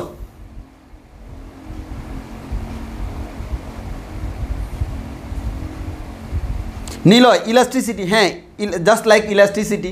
এখানে ইলাস্ট্রিসিটি আমি আনতেছি না, ইলাস্ট্রিসিটি বা স্থিতিস্থাপকতা আনতেছি না, কারণ ওইটা আমার অন্য একটা অধ্যায়, 7 নম্বর অধ্যায় পদার্থের গাঠনিক ধর্ম, সেখানে আমরা ইলাস্ট্রিসিটি বা স্থিতিস্থাপকতা নিয়ে আলোচনা করব। সো এক অধ্যায়ের জিনিস আরেক অধ্যায়ে আলোচনা করলে ঝামেলা আছে, কারণ স্থিতিস্থাপকতা নিয়ে আলোচনা করতে হলে তুমি আমাকে অনেক কোয়েশ্চেন করবা, সেই কোয়েশ্চেনের আনসার আমি এখানে দিব না, কারণ এখানে দিতে গেলে আবার আমরা ওই অধ্যায়ে চলে যাব।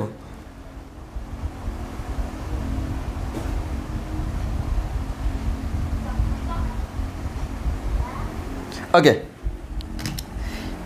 এবার দেখো, এটা ছিল কেস নাম্বার 1, 1 নম্বর কেস। এবার কেস নাম্বার 2।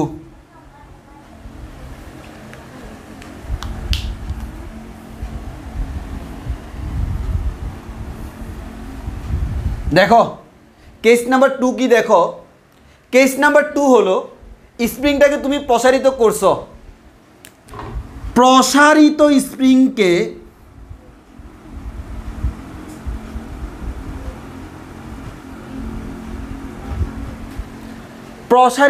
স্প্রিংকে ভালো করে খেয়াল করো, প্রসারিত স্প্রিংকে ছেড়ে দিলে প্রত্যয়নী বল দ্বারা কৃত কাজ কেমন?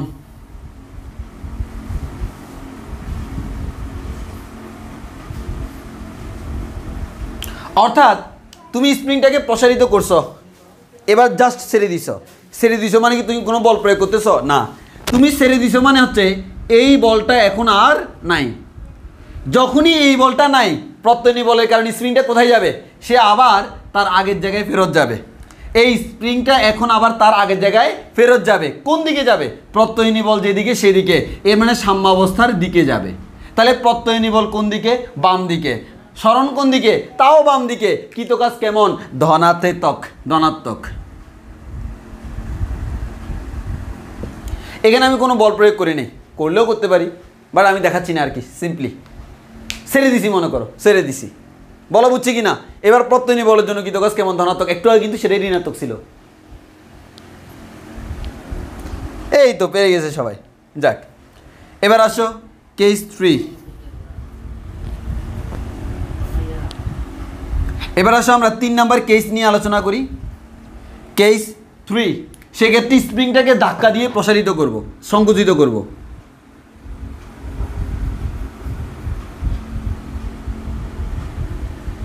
এই যে সংকুচিত করলাম, তাহলে স্প্রিংটা ছিল আমার এখানে, নিয়ে আসলাম এখানে, এর মানে এক্স পরিমাণ তার কি হলো?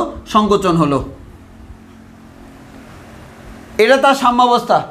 সেখান থেকে আমি এই দিকে এফ পরিমাণ বল প্রয়োগ করার কারণে সেই দিকে আসলো। এই এফটাকে আমরা বলতেছি প্রযুক্ত বল। আর যেদিকে বল প্রয়োগ করলাম, আমি যখন স্প্রিংকে চাইপা সংকুচিত করলাম, আমার কাছে মনে হবে স্প্রিংটা আবার প্রসারিত হয়ে যেতে চাচ্ছে। কার কারণে? প্রত্যয়নী বলের কারণে।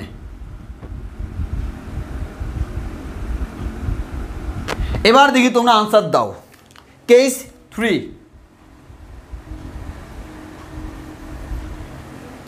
কেস 3 হচ্ছে স্প্রিং এর এক্স একক প্রসারণে প্রযুক্ত বল দ্বারা কৃত কাজ।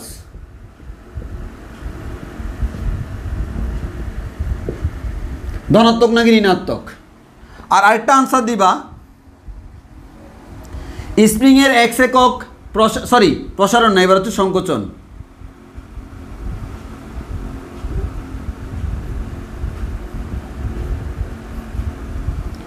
প্রত্যয়নী বল দ্বারা।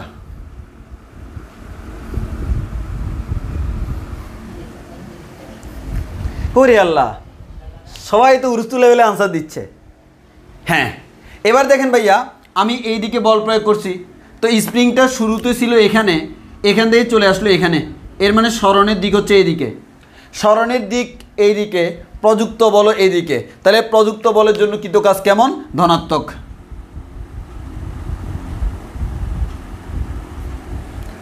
প্রযুক্ত বল কিন্তু এইদিকে। সরণ মানে কি? আদি অবস্থা থেকে শেষ অবস্থানের দিকে। এটা আগে ছিল এখানে, বর্তমানে এখানে, তাহলে সরণের দিকে এদিকে, বলের দিকেও এদিকে। প্রযুক্ত বল যেদিকে, সরণও সেদিকে, কৃত কাজ ধনাত্মক। আর প্রত্যয়নী বল তার উল্টা দিকে, প্রত্যয়নী বল ডান দিকে, সরণ বাম দিকে, তাহলে কৃত কাজ ঋণাত্মক। বলো বুঝছি কিনা?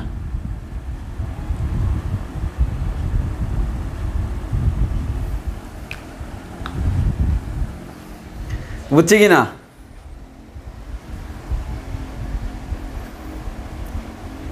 একটু খেয়াল করে দেখি আজকের ক্লাসের পর তুমি দেখবে আমি আসলে কিছুই পড়ে নেই। তার একটা কারণ আছে, কারণ এই ক্লাসটা হচ্ছে এই অধ্যায়ের মূল ভিত্তি। এই আজকের ক্লাসটার যারা বুঝবে না তারা পুরো অধ্যায়টা কনফিউশনের উপর থাকবে, বাট যারা বুঝবে তারা পুরো অধ্যায় হচ্ছে উইথাউট এনি কনফিউশন খুব স্মুথলি চালাইতে পারবে। ওই কারণ হচ্ছে এটা হচ্ছে আমার পার্সোনাল, হচ্ছে আমার স্পেশাল ক্লাস। এই ধরনের কনসেপ্ট এভাবে ব্যাখ্যা কোথাও পাবো না। উম্মানিমিম স্মরণ কার দিকে? গতিবিদ্যায় বারবার পড়েছিলাম স্মরণ একটা ভেক্টর রাশি। স্মরণের দিক হচ্ছে আদি অবস্থান থেকে শেষ অবস্থানের দিকে। আদি অবস্থান কোথায়? এই যে এখানে সাম্য অবস্থায়। তুমি যখন প্রসারিত করে এদিকে নিয়ে গেছো, আদি অবস্থান এখানে, শেষ অবস্থান এখানে, তখন স্মরণের দিকে এদিকে। এখন তুমি সংকুচিত করে এদিকে আনছো, এবার আদি অবস্থান এখানে, শেষ অবস্থান এখানে, স্মরণ এদিকে। সিম্পল, তোমার তো এত কিছু চিন্তা করার দরকার নেই, তুই জাস্ট এটাই চিন্তা করো আদি অবস্থান থেকে শেষ অবস্থানের দিকে।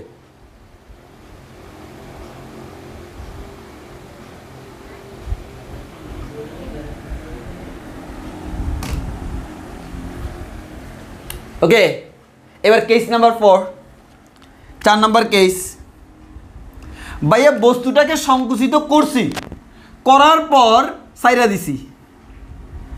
দিছি, আর কোনো বল প্রয়োগ করতেছি না, থাকবে হচ্ছে আমার প্রত্যয়নী বল। তাহলে এবার তোমরা বলো প্রত্যয়নী ছেড়ে দিলে সে কি আবার আগের জায়গায় ব্যাক করবে? এই মুহূর্তে প্রত্যয়নী বলের জন্য কৃতকাজ কত? সে আবার আগের জায়গায় ব্যাক করবে। প্রত্যয়নী বলের জন্য কৃতকাজ কত? তাহলে আমি লিখে দিই তোমরা নোট করার সুবিধার্থে। সংকুচিত স্প্রিংকে ছেড়ে দিলে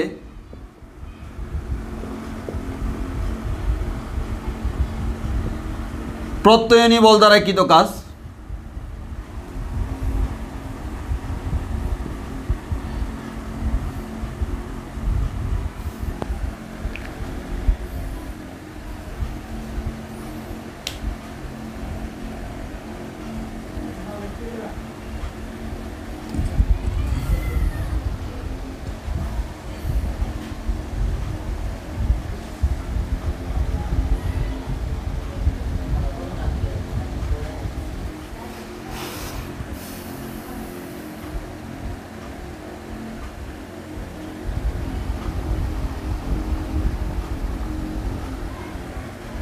ওকে, তাহলে আমরা দেখতেছি হচ্ছে প্রত্যয়নী বলের কারণে সে আবার রিটার্ন করতেছে।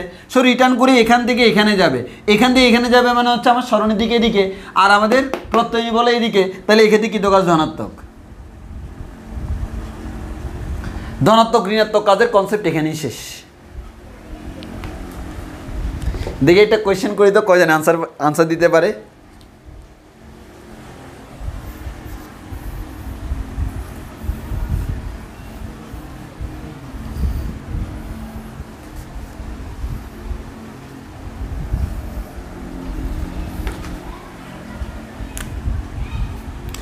দেখো, এটা হচ্ছে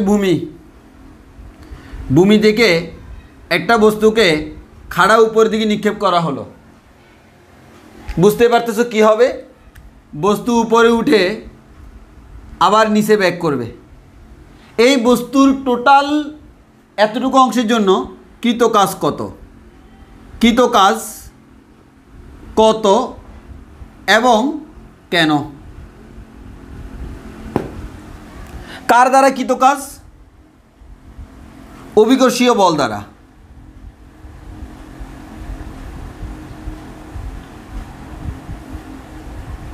কেন আনসার তোমরা দেওয়া লাগবে না, তোমরা জাস্ট বলবা কৃতকাজটা কত। কোন একটা বস্তুকে উপরের দিকে থ্রো করলাম ভূমি থেকে, সে আবার ভূমিতে রিটার্ন করলো, যেখান থেকে থ্রো করলাম সেখানে রিটার্ন করলো, টোটাল কৃতকাজ কত?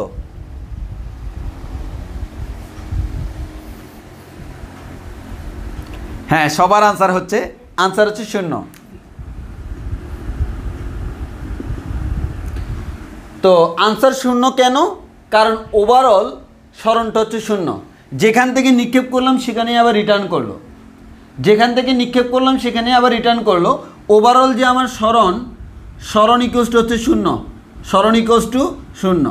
ওভারঅল স্মরণ 0 হওয়ার কারণে তার টোটাল কৃতকাজটা হয়ে গেল 0।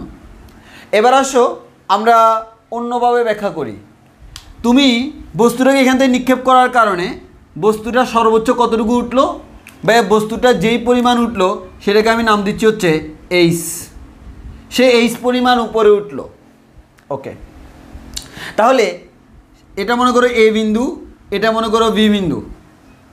তাহলে আমি দেখো, যেহেতু তোমাকে জিজ্ঞেস করা হলো অভিকর্ষীয় বল দ্বারা, তুমি যে পয়েন্টে চিন্তা করো না কেন, অভিকর্ষীয় বল আমাদের এমজি সবসময় নিচের দিকে কাজ করে। অভিকর্ষীয় বল এফ ইকুয়ালস টু এমজি সবসময় নিচের দিকে কাজ করে। তাহলে আমরা বলতে পারবো এই বস্তুটা যে কৃত কাজ ডব্লিউ এ ভি, মানে কি বস্তু এ থেকে বিতে গেল তার জন্য কৃত কাজ। দেখো বস্তু যখন আমার এ থেকে বিতে যাচ্ছে, এ থেকে বিতে যাচ্ছে, তখন কিন্তু সরণের দিক উপরের দিকে, কিন্তু আমার এমজিটা নিচের দিকে। তাহলে আমরা বলতে পারি ভাইয়া বল ইনটু সরণের মান হচ্ছে এইচ। তবে এই ক্ষেত্রে বল নিচের দিকে, সরণ উপরের দিকে, তাহলে কৃত কাজটা হচ্ছে ঋণাত্মক। এফ এর মান কত? এমজি। তাহলে আমরা বলতে পারি মাইনাস এমজি এইচ। এর মানে সে উপরে ওঠার কারণে এমজি এইচ পরিমাণ কাজ হলো, সেটাকে আমরা বলতেছি ঋণাত্মক কাজ। এবার সে যখন আমার এখানে আসে, এখান থেকে আমার নিচে নেমে যাবে। এই যে আমার এখান থেকে সে নিচে নামবে, তাহলে এবার দেখো সে যখন বি থেকে এতে যাবে, ডাব্লিউ বি এ, সেক্ষেত্রে আমরা বলতে পারি ভাইয়া সে এবার নিচের দিকে যাবে।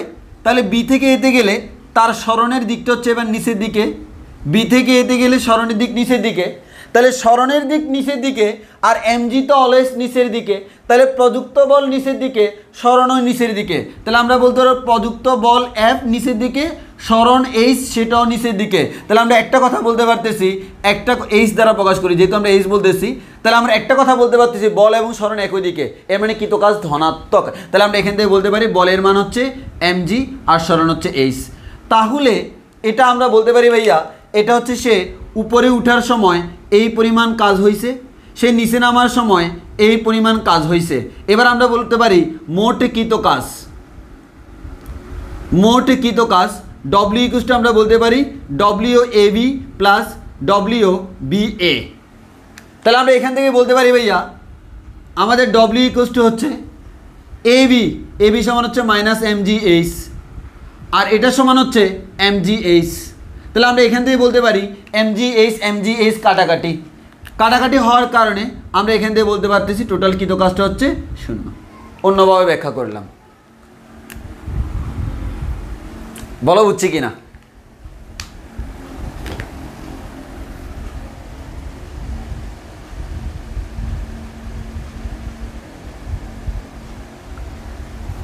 বুঝলে এটাই শেষ।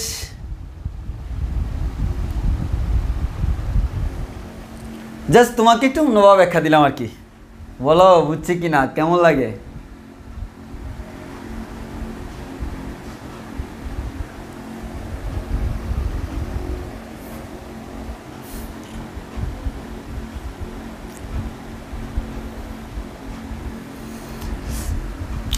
আজকের টপিকটা খুবই সোজা কিন্তু যথেষ্ট বেসিক সম্পন্ন।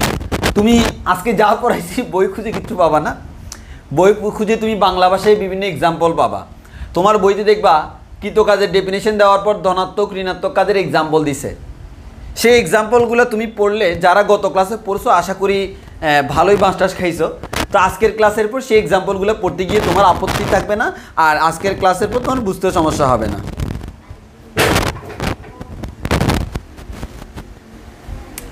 ওকে, কাজ শক্তি ক্ষমতা আমরা আগামী ক্লাসে শুরু করব। এখনও তো জাস্ট আমরা সিম্পলি তোমাকে এই অধ্যায়ের সাথে পরিচয় করে দিলাম, আসল কাজ তো আগামী ক্লাসে শুরু। আমাদের ইন্টারমিডিয়েটের পড়াশোনা হচ্ছে আমাদের কি ক্যালকুলাসের মাধ্যমে করতে হয়, সেটা আমরা আগামী ক্লাসেই করে দিব। আর তার আগে আবারও বলে রাখি, আমি গত ক্লাসেও বলছিলাম, আজকে আবার বলতেছি, আমি গতিবিদ্যায় কিন্তু যোগজীকরণ কীভাবে করতে হয় সেটা শিখাইছি এবং যোগজীকরণের বেসিকটাও শিখাইছি। সো যোগজীকরণের বেসিকের ক্লাসগুলো আমি অলরেডি তোমাদেরকে গ্রুপে দিয়ে দিছি ক্লাসগুলো। আবার যাদের মনে নাই তারা আবার দেখে নিবা, প্রয়োজনে নোট কথা দেখে নিবা, আর যারা করো নাই তারা অন্তত যোগজীকরণে ওই দুইটা ক্লাস করে নিবা। ওই দুইটা ক্লাস করে নিলে, কারণ আমরা গতিবিদ্যায় যোগজীকরণ ব্যবহার করছিলাম, যেহেতু এটা ম্যাথের কনসেপ্ট, ফিজিক্সে নাই, তাও আমাদের ফিজিক্সে দরকার হয়, ওই কারণে আমি বেসিকটা পড়াইছিলাম। সেই বেসিকটা ছাড়া আমরা আগামী ক্লাসটা জীবনেও করতে পারবো না। আজকের ক্লাসটা আমি ওই বেসিক আনি না একটাই কারণে, কারণ আমি জানি যে তোমাদের মধ্যে অনেকে আছে আমার থেকে বড় অলস। সে আশা করতেছি তারা আজকের ক্লাসেও আমাদের যোগাযোগকরণের ওই ক্লাসটা দেখার টাইম পায় নাই, এত বেশি ব্যস্ত। আশা করি আগামী ক্লাসের ভিতর তারা টাইমটা বের করে নেবে। তো আমাদের আজকে এতটুকু পর্যন্ত। সবাই ভালো থেকো, সুস্থ থেকো, আল্লাহ হাফেজ। আর বইটা একটু কষ্ট করে রিডিং করে নিও। আসসালামু আলাইকুম।